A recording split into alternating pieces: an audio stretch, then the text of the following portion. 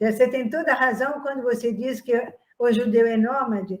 Eu não uso o termo nômade, eu uso o termo cidadão do mundo, cidadão do universo. O judeu se adapta a qualquer lugar porque justamente ele carrega essa bagagem que você citou.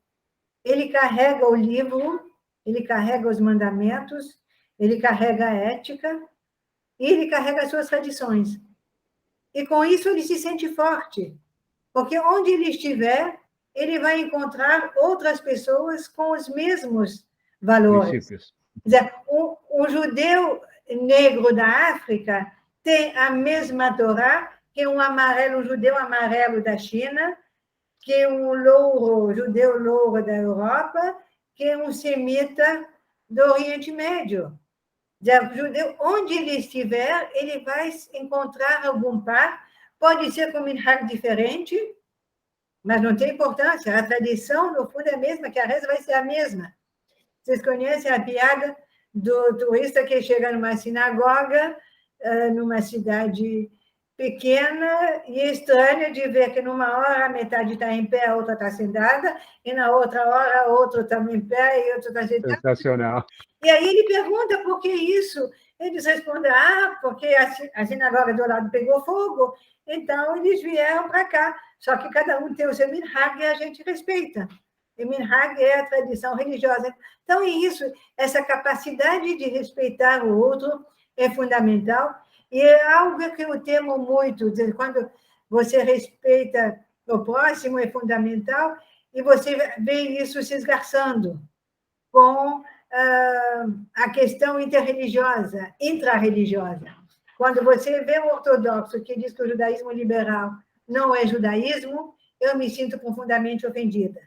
Porque Obrigado. eu me sinto bem na sinagoga no Lubavitch, eu vou ao Lubavitch, mas eu vou à minha sinagoga onde eu boto meu talit e fico feliz de estar usando meu talit e fazer a Torá.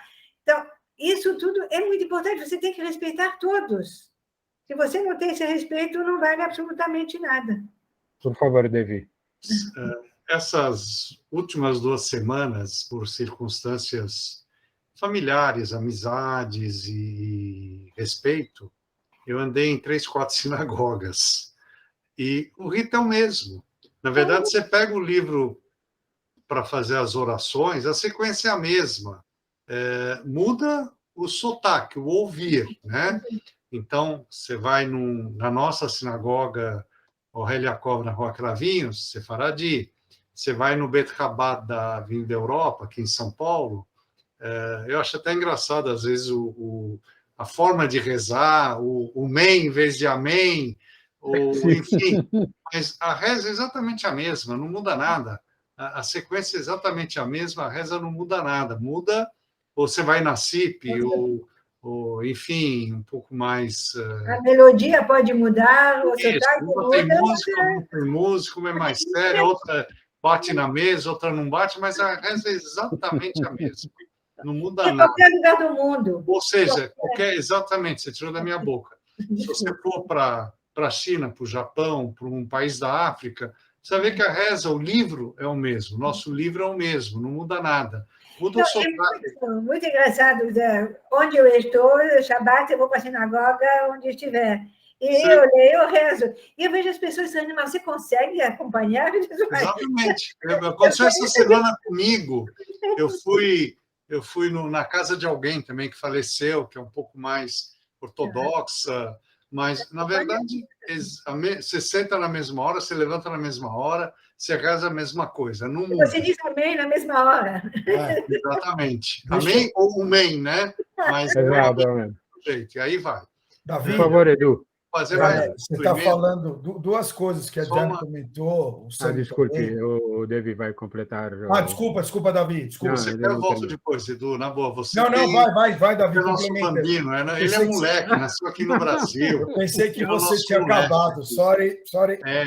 Eu queria lembrar uma coisa.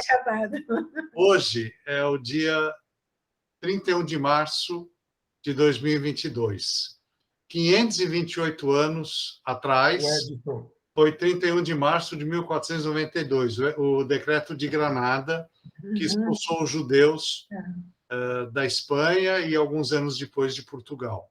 2 anos depois. Isso, a gente se espalhou, Ah, uma parte para países tipo Turquia, a família da minha mãe foi para Rhodes, outros foram para Bulgária, outros foram para vários países, principalmente em volta do Mediterrâneo. Com isso, o judaísmo se espalhou, né? Fomos convidados, a Turquia nos convidou, vamos chamar assim, para pegar nossos talentos. Isso acontece muito. Quando viemos para o Brasil, teu pai, se não me engano, abriu as portas aí com o governo de Juscelino e tal para pegar a inteligência, vamos chamar assim, judaica. A facilidade de línguas aqui nos ajudou muito. As multinacionais abriram as portas. Por isso ajudou a integração rápida dos judeus aqui no Brasil. Minha tia foi para Sears, meu tio foi para Willis, depois Ford, e nossas famílias todas se espalharam desta forma. Então, é uma coisa decorrente, nesses 500 e poucos anos, a busca, vamos chamar assim, do talento, né? Talvez Dubai esteja fazendo isso agora.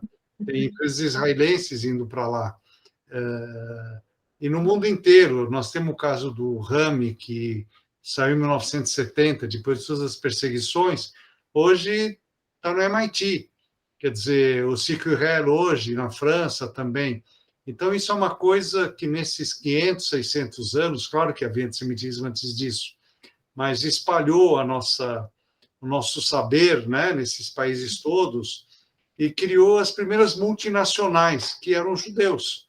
Você tem um parente na Turquia, você tem um parente na Austrália, Companhia das Índias, Companhia das Índias da Holanda.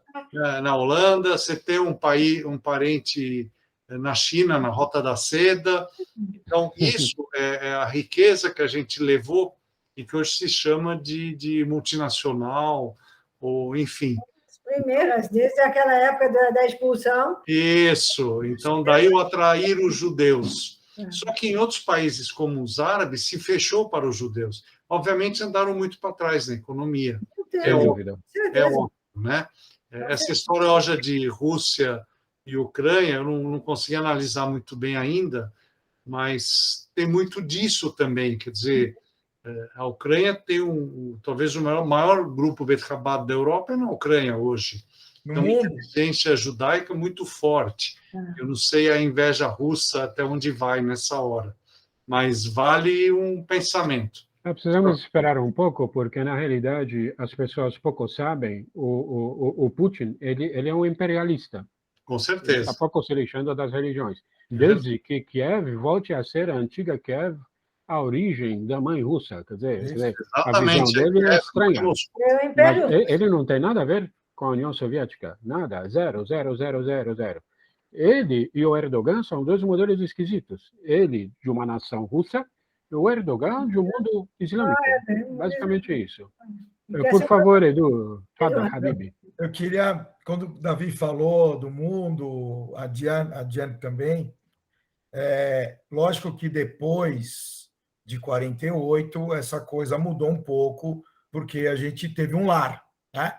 Um lar fixo. Então, por necessidade, a gente tinha que ser os melhores, ou por cota, ou para provar que era melhor que os outros, e a gente não tinha um respaldo. Depois de 48, a coisa muda, e muda toda o status quo nos países árabes, porque você mistura a religião com nacionalismo e dá confusão que deu. O que vocês falaram da língua, eu frequentei a China há 15 anos, eu ia 2 vezes por ano ou 3 vezes por ano para a China, e uma vez eu passei um Seder de Pessah em Guangzhou, que é Canton, onde tem uma feira. É uma coisa surreal. Nós estamos em, acho que uns 30 países. O Mar Vermelho, Moshe atravessou mesmo. Tem cara que acredita que Moshe nasceu na Polônia. Tem cara que acredita que Moshe nasceu na Rússia, que Moshe nasceu no Irã. O Rabino Rabat, muito inteligente, ele pediu para cada um de nós algum peculiaridade da noite do Seder. Nós estamos em 30, grosso modo, 30 países. Teve 30 momentos diferentes no Seder. Bonito. Cada país cantava Matzapa, Manistaná, mas em uma parte, aqui, eu lembro que o cara do Irã, com o chá, depois do chá, ele deixava a porta aberta da casa dele, porque era o dia onde vinha todos os pobres para passar a noite de Pesa. Aí, depois, o cara na Austrália, eles faziam, eu não lembro o detalhe, mas era uma coisa de louco. Aí eu falei que no Brasil, pelo menos na minha família, a solteira comia o ovo atrás da porta. Isso aí. Os caras falaram, você foi a coisa mais no sense que aconteceu. O Rabino depois veio falar comigo, eu falei, Rabino, no Egito era assim que você ganhou.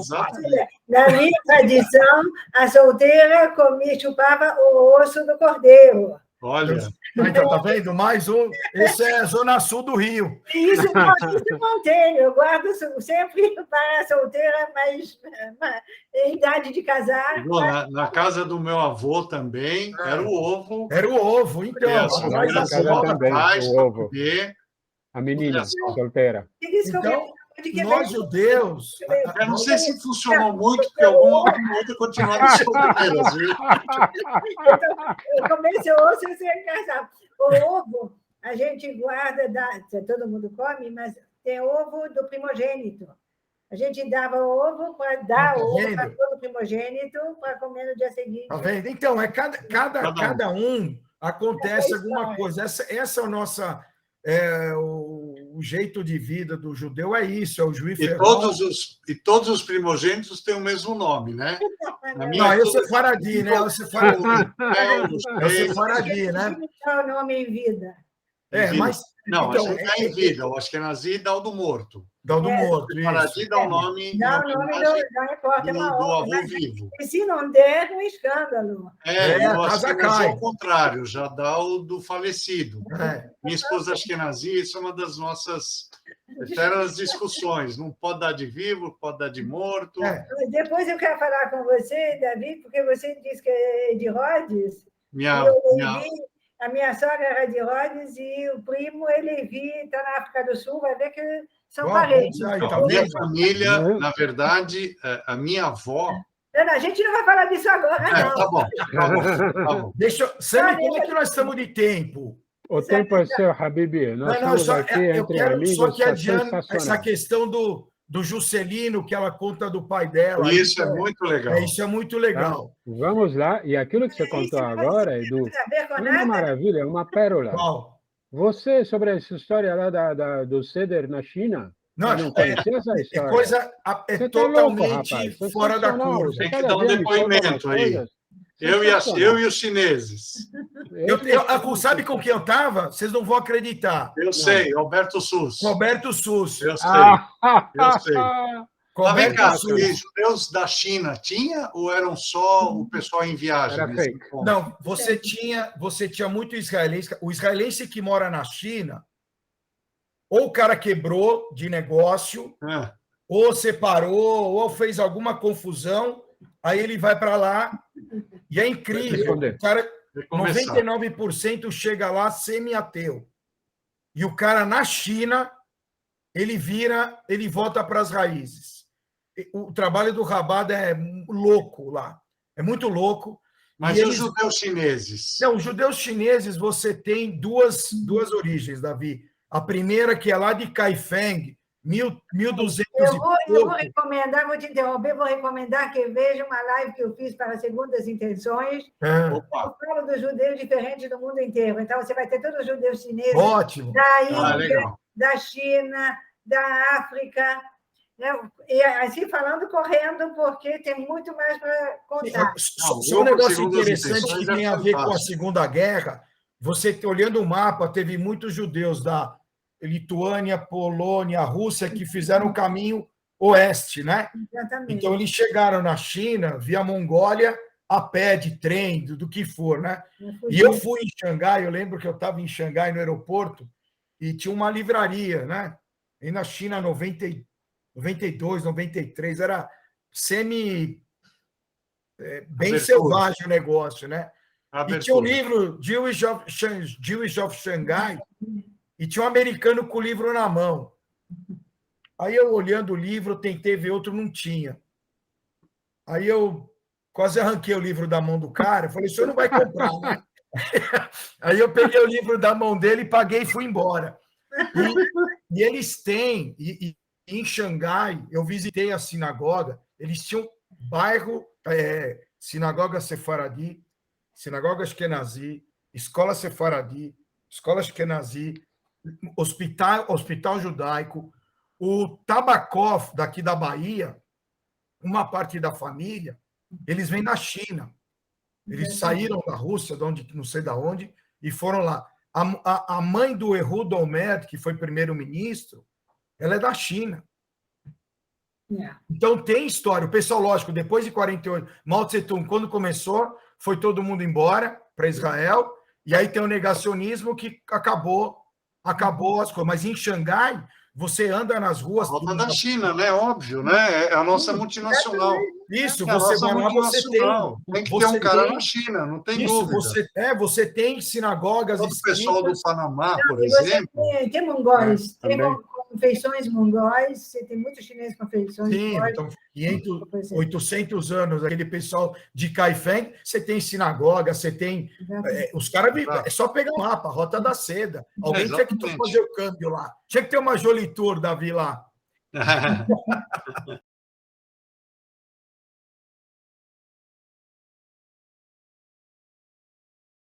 Eu digo no meu livro, nós tivemos o privilégio de crescer num mundo em que não havia esse ódio, todos se amavam e conviviam. A partir dessa guerra, houve a educação para o ódio. Exatamente, foi construído o antissemitismo. Todos os jovens são ensinados a odiar os judeus. E eu me pergunto, o que vai acontecer daqui a 20 anos, e olha que eu escrevi o livro há 40, o que vai acontecer daqui a 20 anos, quando não houver mais sobreviventes do Holocausto, que vão estar aí para contar, e quando esse ódio vai estar tão enraizado que vai ser muito difícil combater, você tem que criar uma nova geração voltada para o amor.